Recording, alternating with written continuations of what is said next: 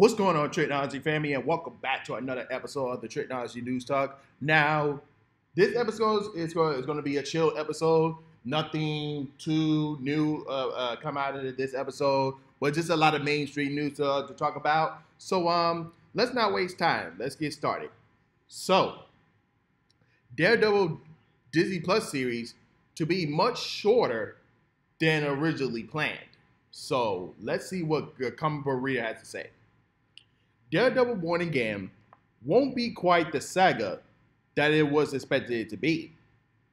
According to a new report, previously, Daredevil Born Again was announced to be an 18-episode season, spanning as much longer than any other Marvel Cinematic Universe show on Disney+. Parting ways through the production, the project was given a complete creative reset that the show is now reporting set to be much shorter as a result. Per THR, Daredevil Born Again will no longer be 18 episodes, but it will instead be more in line with the original Netflix series model of lower episode as counts. So I expected it to be maybe between 8 and 10 episodes. Possibly, but we'll see how that goes. Hopefully, we get another update on that.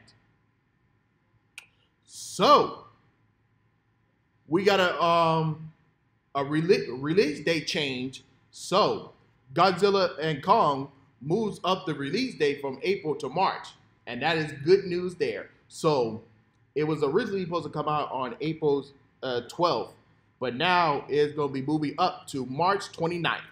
So that is good news to me. So at least we don't have to wait too much longer. Moving on to the next news. West Wing actor teased reboot announcement. So I don't know too much about the show, but let's read what Deadline has to say. Actors Joshua Mann and Mary Crawford are throwing their social media followers in a tease with a series of posts suggesting that a reboot of The West Wing is in the works for a drama 25th anniversary this year. The most recent teaser came from courtesy of McCormack, who played Deputy National Security Advisor Kate Harper on the NBC series from 2004 through 2006. On Wednesday, she posted something on X that said something very exciting in the works. We will be sharing it next week. Stay tuned for the big reveal on January 24th. So, hopefully, I haven't heard of the announcement. I don't care too much about it. Never seen the series, but hey, for those out there who are fans of the series, some of y'all might have seen the announcements. But moving on from that. Going back to Daredevil again, it says that Daredevil Born Again brings back original stunt coordinator from the Netflix series. So that is good news there.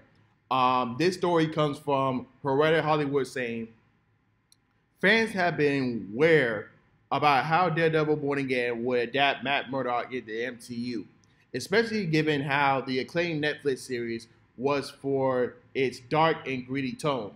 Luckily, it seems that Charlie Cox's iconic performance will be in good hands, with a new article by The Hollywood Reporter revealing that Philip Soria, the fight and stunt coordinator of Marvel's Daredevil on Netflix, will be returning for the Disney Plus revival. So that is definitely good news there. And moving on. A new Jurassic World movie is coming from writer of the original Jurassic Park. That is good news there. And let's read what the Hollywood Reporter has to say. All through, it has been 2 years since the last time dinosaurs roamed the Earth in 2022's Jurassic World Dominion. Universal Pictures has hardly kept the big franchise trapped in an armbar. The studio is deep within the development of a new Jurassic World movie and has David Cooper back at the keyboard. Kemp was the writer of the original 1993's Jurassic Park, famously directed by Steven Spielberg, and its sequel to the 1970s Jurassic Park: The Lost World.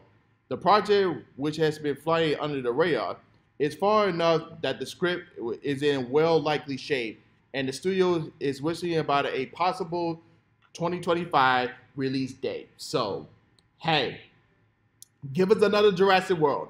I am all for it. But the question is, will we see new characters be developed, or will we see the old characters coming back? If you ask me, I think we might see new characters. Moving on, Netflix scored big. WWE Monday Night Raw will be moving to Netflix. And I also discussed it with my boys at the Respect the Comment podcast. So if you haven't heard that episode, it is uploaded there. But I'll give you the details here on Tricology News Talk.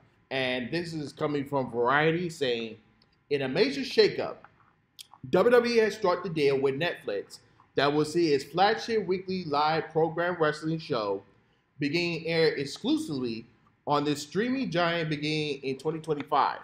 That will mark the first time in its 3-decade history that Raw would not air new episodes on a linear television network. The deal has been valued at $500 million per year for 10 years. So the way it is going right now is Monday Night Raw will be on Netflix.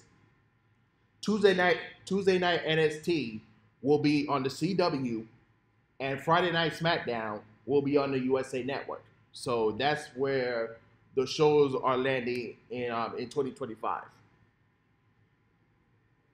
Moving on. Fantastic Four cast to be announced immediately, says the report.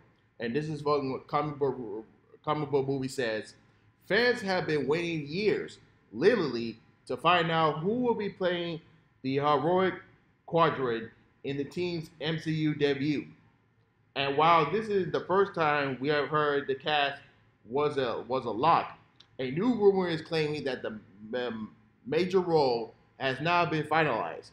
According to Daniel Richmond, the deals are closed for the 4 main parts of Reed Richards, Sue Storm, and Ben Grimm, and Johnny Storm, where the official announcement is imminent. So, hopefully we get an announcement soon. We already kind of see where they're going, but we just need that announcement.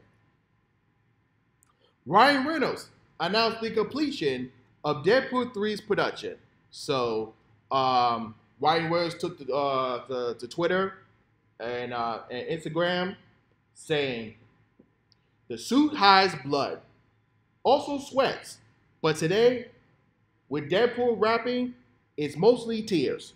A giant and forever thanks to the cast and crew of our film who battled wind, rain, strikes, and Hugh Jackman and all the stupid leadership of Slam Direct. I got to make a movie with my closest pals, and that doesn't happen very often. See y'all January 26th. So yeah, I cannot wait for Deadpool 3. Moving on. Peacock has just had the biggest new subscriber sign up in streaming history. And this is coming from IndieWire saying, with 2+8 million Peacock signups over the 72-hour period, the Miami Dolphins versus the Kansas City Chiefs game was the impetus for the biggest subscriber acquisition moment ever observed by streaming measurement company Antenna, which has been in the business since 2019. The term moment is important here, as it refers to a 3-day span. The largest ever single day for streaming sign-up remains to Disney Plus, which stands at 2 million sign-ups on its launch day in 2019. So Peacock making some moves there, so huge congratulations there.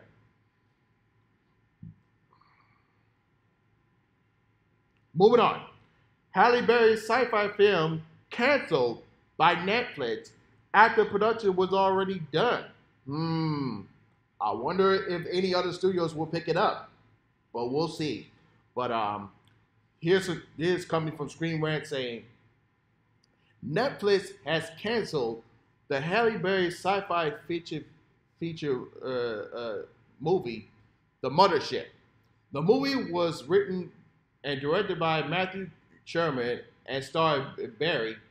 The movie was shot in 2021, following Sarah Morris, played by Halle Berry, and her children, who discovered an alien object beneath their farmhouse and may be linked to the disappearance of Sarah's husband.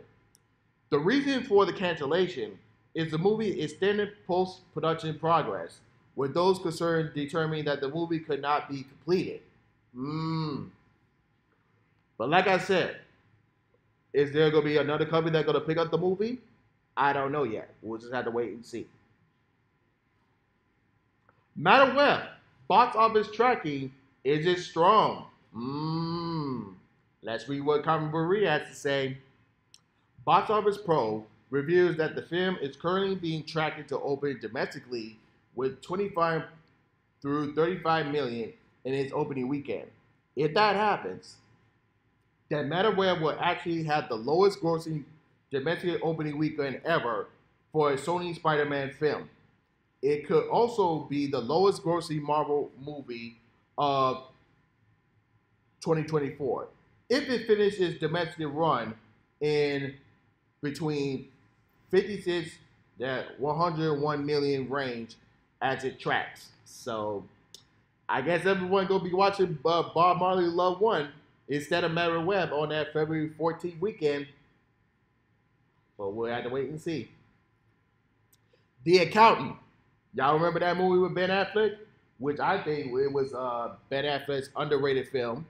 But The Accountant 2 is officially shooting this year. And this is coming from Coming Soon says, The Accountant 2 will begin filming in 2024. Pure deadline, Ben Affleck is scheduled to film a sequel to the 2016's The Accountant in 2024. The news came after it was announced that Affleck will direct Matt Damon in a new Netflix crime thriller, Animals, which will go into production before The Accountant 2. A sequel to The Accountant was announced to be in development in 2017, but was never officially greenlit until 2021.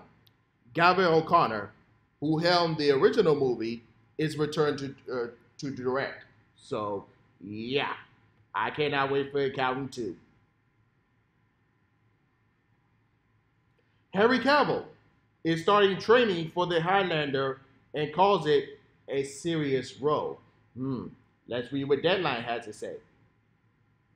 With a target 2026 release date, Henry Cavill had been attached to the film for 5 years before anybody lands eyes on it.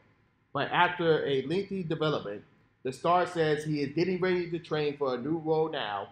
Henry Cavill teased that his take on the part will be a serious role and a serious ride. This comes as he has been saying in other interviews that he started his workout routine to get in shape for the film. But beyond that, he is staying quiet. So I can't wait to see what Henry Cavill does in the Highlander. Moving on, Marvel has cast their new Serenity for the Thunderbolts. And this is coming from the Hollywood Reporter saying, Louis Pillman might have gotten a juggernaut courtesy of Marvel Studios. The Top Gun Maverick actor is Marvel's top choice to star in the Thunderbolts and had an offer for the role vacated by Stevie Young earlier this month. Pillman, who is the son of actor Bill Pillman, played the Lieutenant Robert Bob Floyd in Top Gun's Maverick, the $1.5 billion juggernaut. Other notable credits include Bad Times at the Elroy, the TV series Outrage Range. He recently started in Lessons in Chemistry, outside Marvel star Brie Larson. So, yeah, I think that's a good choice for Louis Pillman to play Serenity, and we'll see how the Thunderbolts do. Sony and Marvel is in disagreement over Spider-Man 4. And this is what coming from Maria saying, Sony Pictures and Marvel Studios are rumored to have a different ideas about where to take Tom Holland's Spider-Man following the commercial success of 2021 Spider-Man No Way Home. Sony reportedly wants to bring back Tobey Maguire and Andrew Garfield's respectively Spider-Mans for another crossover with Holland's Wall Crawler. However, Marvel Studios president Kevin Feige and Holland are eager for Spider-Man 4 to be more grounded. See, here's my thing. They can do more grounded, but if we're hearing the rumors correctly that Kingpin will be the main villain and he's gonna hire like other villains, I think Daredevil's gonna be in there, and I think this will be the right time to reintroduce the Defenders into the MCU. I mean, we can always get another crossover between Andrew Garfield and Tobey Maguire. But if you ask me, I think Tobey Maguire should get another film with him with Spider-Man 4 and Sam Raimi to return to direct. And then same thing goes for Andrew Garfield having another Amazing Spider-Man 3. So I think Garfield and Maguire should get should get another movie for themselves, and then come back to do another crossover whenever Tom Holland needs them again for any for a special movie. No need to rush over it. But in terms of who should own Spider-Man, it should always be Sony. So Disney don't need to be in the hand. Spider-Man don't need to be in the hands of Disney. So that should stay with Sony. But I'm cool whatever direction they want to go with. But like I said, is Spider-Man 4 going to be more grounded? Have Kingpin be the villain, hire more villains to terrorize the city, and then have Spider-Man have Daredevil on his side, and then also you could bring in the Defenders as well, make it like a New York type Civil War. That you could bring right there. And then later on in the future, we could bring back Tobey Maguire and Andrew Garfield with Tom Holland, once again for another crossover. But Tobey Maguire and Andrew Garfield should get another movie for themselves. That's all I can say much about that. And then lastly for today, I think that's it. Yep, that's all I have for you guys today. And for those who are watching on YouTube, don't forget to like, comment, subscribe, and hit the notification bell when new episodes are uploaded. And of course, if you listen to me on Spotify, Google Podcasts, or Apple Podcasts, don't forget to follow me there as well. But with that being said, this is Trico, and I'm signing off, y'all. Peace.